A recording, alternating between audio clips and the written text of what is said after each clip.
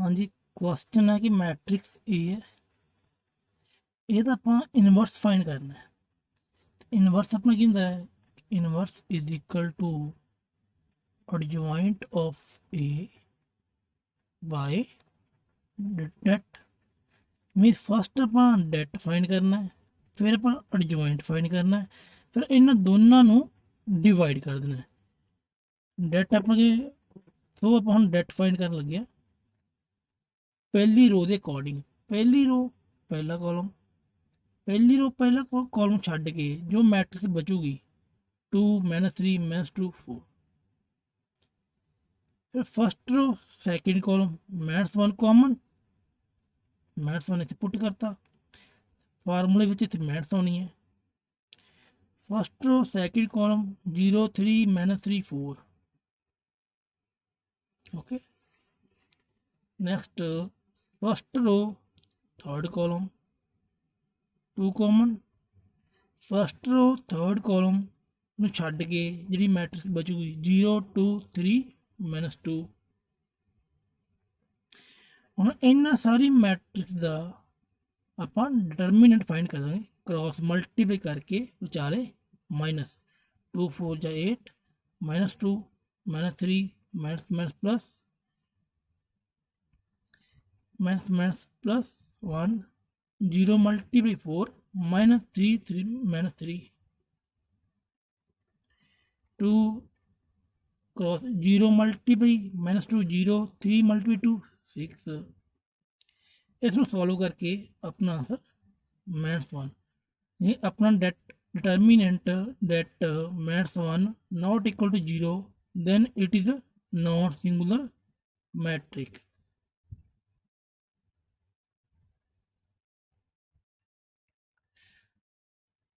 तो आप determinant find कर चुके हैं, ਹੁਣ फाइंड करना है एडजॉइंट। एडजॉइंट की होंदा है कोफैक्टर। तो कोफैक्टर फाइंड करांगे first row first column minus first row first column छड्ड के 2 -3 -2 4 इस मैट्रिक्स का आपां डिटर्मिनेंट फाइंड करांगे।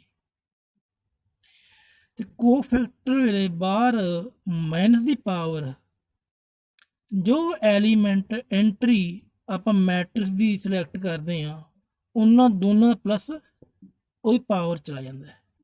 ठीक है, -1 की पावर 1 + 1 2 4 या 8 -2 मल्टीप्लाई -3 6 फार्मूले विच माइनस ते माइनस की पावर इवन बन चलिया है, ये पॉजिटिव होंदा है, तो आंसर ये पॉजिटिव। सो इस मैथ्स ਨੂੰ ਇੱਕ ਹੋਰ ਤਰੀਕੇ ਨਾਲ ਯਾਦ ਕਰ ਸਕਦੇ ਆਪਾਂ ਕਿ ਜੇਕਰ ਆਪਣੀ ਇਸ ਐਲੀਮੈਂਟ ਐਂਟਰੀ ਦਾ ਸਮ ਜੇਕਰ ਔਡ ਆ ਜੇ ਤਾਂ ਇੱਧਰ ਹੀ ਮੈਥਸ ਲੱਗ ਜੂ। ਜੇ ਇਸ ਐਲੀਮੈਂਟ ਐਂਟਰੀ ਦਾ ਸਮ ਈਵਨ ਆ ਜੇ ਤਾਂ ਕੀ ਹੈ ਪਲੱਸ ਲੱਗੂ। ਇਹਨੂੰ ਇਸ ਤਰੀਕੇ ਨਾਲ ਵੀ याद रखे जा सकता है। हम cofactor first row second column 0 3 -3 4 0 3 -3 4 ਇਹਦਾ ਕਰਾਂਗੇ डेट फाइंड 0 मल्टीप्लाई 4 0 फार्मूले विच -3 मल्टीप्लाई -3 -9 प्लस ਹੁਣ 1 + 2 3 अपना की है ऑड है।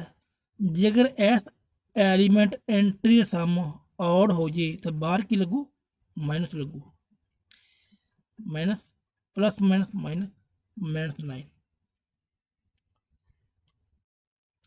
ਹੁਣ एलीमेंट एंट्री अपनी की है कोफैक्टर की first row third column first row third column 0 2 3 -2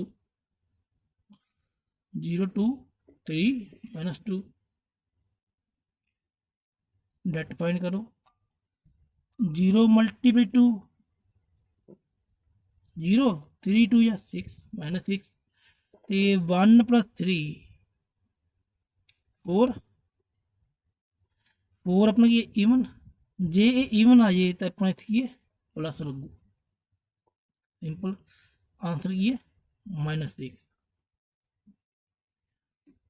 हम अगला को फैक्टर फाइंड करांगे सैकेंड रो फर्स्ट कॉलम,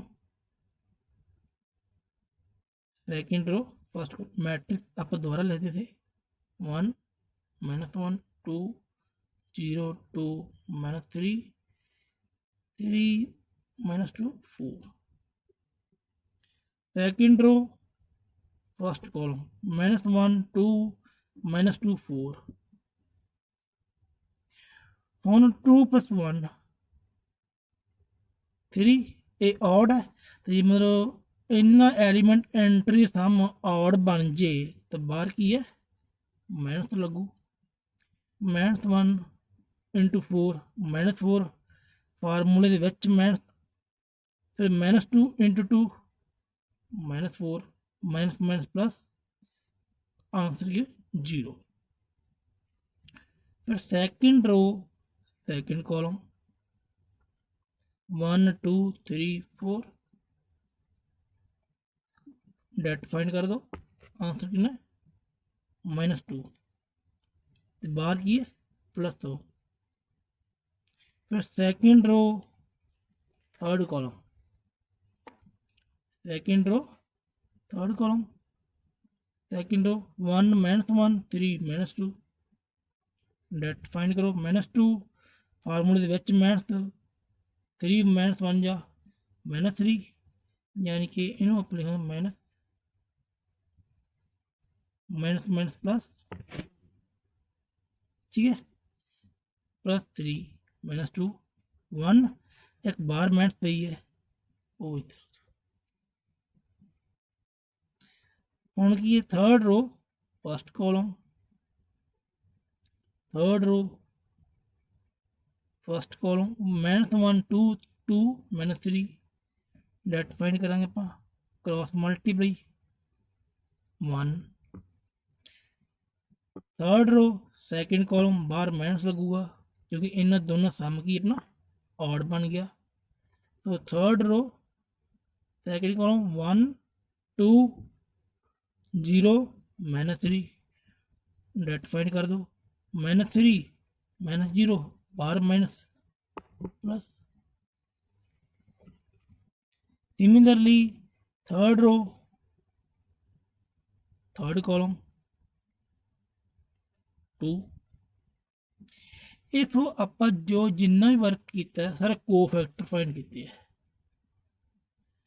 हम फाइंड करना adjoint of A. Adjoint of A formula की है कि जिन्ने भी को फैक्टर है उन्होंने मैट्रिक्स फॉर्म च अरेंज करके तो वह की कर देना ट्रांसपोज। तो आप A11 A12 A13 21 22 A23 A31 A32 A33 ये सारे को फैक्टर की वैल्यू पुट करती तो यदा ट्रांसपोज करा। ट्रांसपोज मीनस कि रो एंड कॉलम की है interchange. Transpose in row and column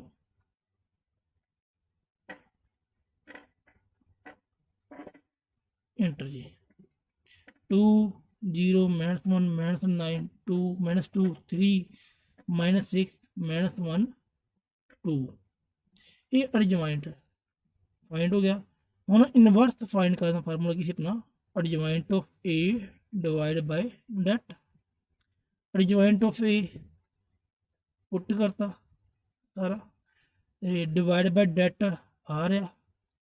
it means आप इनू लिखांगे 1 by det adjoint of A. Adjoint A आ रहा तो 1 डेट कितना -1। फिर इस -1 नूं आपां अंदर शिफ्ट करता, जो प्लस सी वो नैगेटिव चेंज हो जाऊगा, जो नैगेटिव सी वो प्लस चेंज हो जाऊगा। ये अपना इनवर्स है। हाँ जी इस इनवर्स में वेरीफाई करना होगा कि आंसर सही है गलत। मैट्रिक्स ए जो इनवर्स है इन दोनों की मल्टीप्लाई कर देंगे, अपना आंसर की है आइडेंटिटी मैट्रिक्स आ जाऊगा 0 इस तरह। ओके, ये सी अपना इनवर्स फाइंड करने का काम। एक बार फिर इनवर्स फाइंड करना हो तो पहला डेट फाइंड करना है, फिर सारे कोफैक्टर फाइंड करने हैं, फिर कोफैक्टर का ट्रांसपोज कर देना है, उन्हें एडजॉइंट बन जाना। फिर इनवर्स फाइंड करना फिर एडजॉइंट नूं डेट नाल डिवाइड कर देना। सिंपल प्रोसैस है, इनू याद कर लो जी। पहला डेट, फिर कोफैक्टर, फिर एडजॉइंट ऑफ ए मीन्स के कोफैक्टर ट्रांसपोज, फिर inverse is equal to 1 by det into adjoint of A. ये की step topic is important.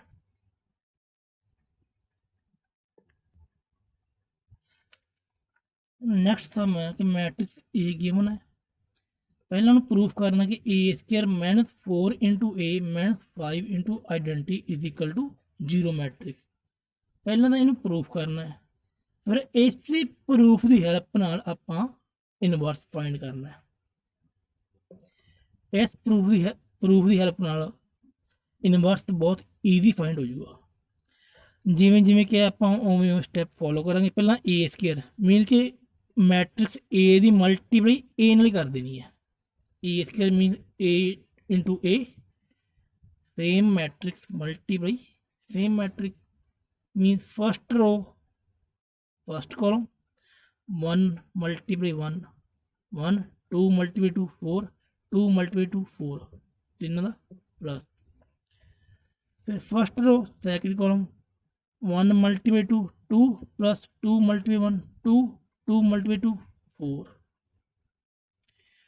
First row third column 1 into 2 2 2 into 2 4 2 into 1 2। Same इसी प्रोसैस नाल second row first column second row second column second row third column. फिर same third row first column third row second column third row third column. इन्हें matrix की multiply कर देंगे। अपना answer की 9 8 8 8 9 8 8 8 9। फिर इस वैल्यू नूं इस प्रोसैस इस स्टैप दे विच पुट कर दो। A square minus 4 A matrix original 1 2 2 1 2 2 2 1 minus 5 identity matrix जिहदे डायगोनल की है 1 1 हो, बाकी सारे डायगोनल बाकी सारे एलीमेंट की 0 0, कल डायगोनल की है 1 1 होने चाहिए माइनस 5। तो इनू अरेंज कर दो। सेम इस स्टैप में उवें रखो। 4 अंदर मल्टीप्लाई कर दो 4 1 या 4 8 8 8 4 8 8 8 4 5 5 5 0 सिंपल। फिर 9 माइनस 4 माइनस 5 8 माइनस 8 माइनस 0 और सेम एलीमेंट विचों सेम एलीमेंट माइनस कर दो एंट्री अकॉर्डिंग। जिमें जिमें सेम जिमें पहला एलीमेंट है पहली रो का आ भी पहली रो पहला एलीमेंट है पहली रो पहला एलीमेंट सॉल्व कर दो। पहली रो दूजा एलीमेंट पहली रो दूजा एलीमेंट पहली रो दूजा एलीमेंट सॉल्व कर दो। फिर पहली रो तीजा एलीमेंट पहली रो तीजा एलीमेंट पहली रो तीजा एलीमेंट इन सॉल्व कर दो। अपना आंसर की है 0 आ जाएगा। मतलब left hand side equal to right hand side. ਹੁਣ ਇਸੇ ਸਟੈਪ ਦੇ ਵਿੱਚੋਂ ਆਪਾਂ ਇਨਵਰਸ ਫਾਈਂਡ ਕਰਾਂਗੇ। ਸੋ ਕਿਵੇਂ ਇਨਵਰਸ ਫਾਈਂਡ ਕਰਨ ਵਾਸਤੇ ਇਹ ਸਟੈਪ ਦੇ ਵਿੱਚੋਂ a ਕਾਮਨ ਲੈ ਲਓ। ਜਿਹੜੀ ਚੀਜ਼ ਕਾਮਨ ਲੈਂਦੇ ਆ ਉਹ ਅੰਦਰ ਜਾ ਕੇ ਡਿਵਾਈਡ ਹੋ ਜਾਂਦੀ ਹੈ। a square divide by a 4a divide by a 4 identity 5a divide by a। हूँ लेट कर लोगे 5i डिवाइड बाई a ਇਹਦੀ ਪਾਵਰ 1 है। इस पावर ਨੂੰ ਉੱਪਰ ਲੈ ਜਾਓ ਤੇ ਜਦੋਂ ਕਿਸੇ ਵੀ ਡਿਨੋਮੀਨੇਟਰ ਨੂੰ ਆਪਾਂ ਉੱਪਰ ਲੈ ਕੇ ਜਾਂਦੇ ਹੁੰਦੇ ਆ, ਬੇਸਿਕ ਜੀ ਗੱਲ ਹੈ, ਤਾਂ ਉਹਦੀ ਪਾਵਰ ਕੀ ਨੈਗੇਟਿਵ ਹੋ ਜਾਂਦੀ ਹੈ। ਇਸ ਨੈਗੇਟਿਵ ਪਾਵਰ ਨੂੰ ਆਪਾਂ ਇਨਵਰਸ ਕਹਿੰਦੇ ਆ। तो आ रहा है 5a इनवर्स इक्वल टू 0। हम आ ए इधर मल्टीप्लाई हो रहा है, इनू इधर ले जाओ 0 हो जाओ।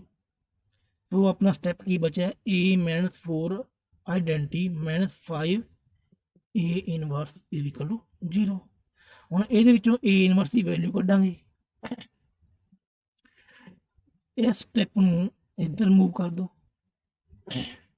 ये नैगेटिव है, इधर आके पॉजिटिव हो जाएगा। a -4 आइडेंटी हूँ a इनवर्स इकला रखना, 5 इधर मल्टीप्लाई इधर आके डिवाइड हो जाएगा 1/5 bracket a matrix -4 identity matrix. बस हम सेम इस स्टेप वैल्यू पुट कर दो 1/5 ओमी a matrix -4 into identity matrix. 4 ਨੂੰ अंदर मल्टीप्लाई कर दो, 4 0 0 0 4 0। ठीक है, फिर सेम एलिमेंट एंट्री ਨੂੰ माइनस कर दो 1 -4 2 -0 2 -0 2 -0 1 -4 2 -0 2 -0 2 -0 1 -4। इन्हें सॉल्व करके बाहर 1/5 पे इनू अंदर 1/5 ਨੂੰ हरेक नाल मल्टीप्लाई कर दो अंदर। 3 मल्टीप्लाई 1/5 -3/5 2 मल्टीप्लाई 1/5 2/5। इस तरह अपना आंसर आ जाएगा। तो टॉपिक